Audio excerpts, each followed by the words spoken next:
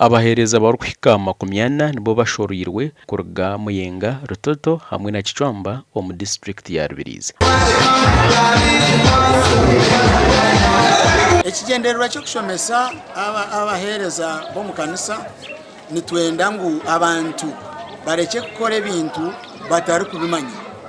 Ahabwo kuba ari kuba begire ebintu nibabikoraje kandi batari kwenda n'amateka ga government. Abatungire amabaro haga borikiro kushemerwa kandi behanangirizibwe okwemerera ahamazima. Ukuntereze kusoma nyene nteka mpango kugira ngo ebyabire nibitera bari hansi ababandize kwebembera bitakabasa kuntera hansi.